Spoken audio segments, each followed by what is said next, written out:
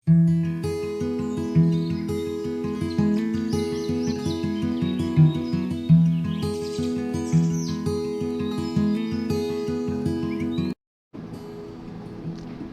kapaglaom, maayong buntag kaninyong tanan.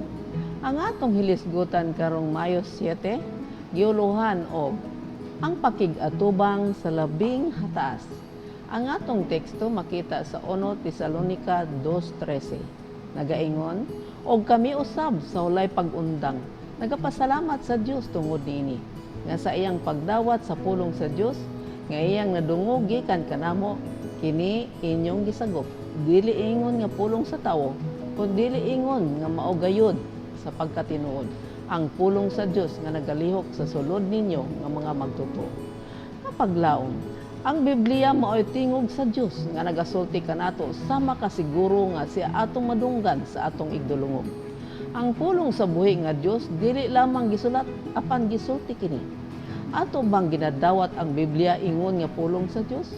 Kung atong naamgo ang kamahinungdanon ining pulong, daon sa kakatahap nga atong ablihan kini ug daon sa kasinsero nga atong tun-an ang mga lagda niini. Ang pagbasa ug pagpamalandong sa mga kasulatan, pagatagdo nato kini sama nga naminaw kita sa Dios mismo. Ang pulong sa Dios mao'y mensahe kanato nga atong sundon.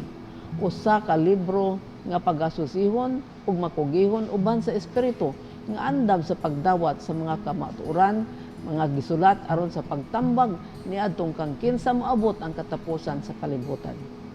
Kinahanglan dili kini pasagdan sama sa bisan unsang libro sa dihang atong ablihan ang Biblia, atong itandi ang atong makinabuhi sumala sa iyang mga gikinahanglan ug atong sukdon ang atong kinaiya pinaagis dakong moral nga sukdanan sa pagkamataron.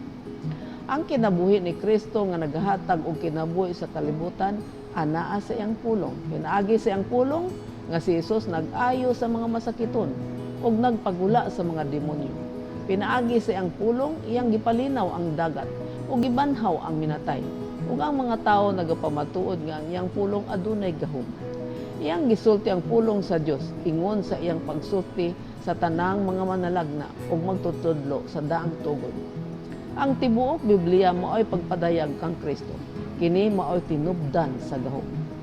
Maingon nga ang atong lawas nung kinabuhi ginasuportahan sa pagkaon, mausab ang atong espiritual nga kinabuhi ginasuportahan sa pulong sa Dios. Ingon nga kinahanglan kita mukaon aron atong madawat ang sustansya. Mausab kinahanglan ang atong dawaton ang pulong sa Dios alang kanato. Dili kita magadawat niini pinaagi lamang sa paghuna-huna sa uban. Ang pulong sa Dios mao'y tinapay sa kinabuhi. Kini nagahatag og kusog sa kalag, nagahingpit sa kasinatian ug nagadala og kalipay nga magaluntad sa walay katapusan. Kapaglaom, ang Biblia tingog kini sa Dios alang kanato sa mga gipaminawan kini nato sa atong dalunggan. Ang iyang pulong dili lamang kini sinulat apan ginasulti usab.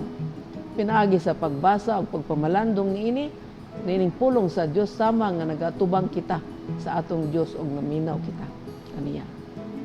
Ang iyang pulong mensahe kini nga kinahanglan atong tumanon ug dili kini nato pasagdan samtang ang atong lawas nagakinahanglan og pagkaon aron mabuhi, ang atong usab nga espirituhanong kinabuhi magakinahanglan sa pulong sa Dios aron kini molungtad. Naghatag kini og kusog ug naghatag og kalipay nga nagapadayon hangtod sa amto. Magampo kita. Diyos ug may gugmaon namong Aman sa langit, salamat sa imong pulong nga nasulat sa Biblia kay sa among pagbasa niini samara nga nakigsulti kami kanimo.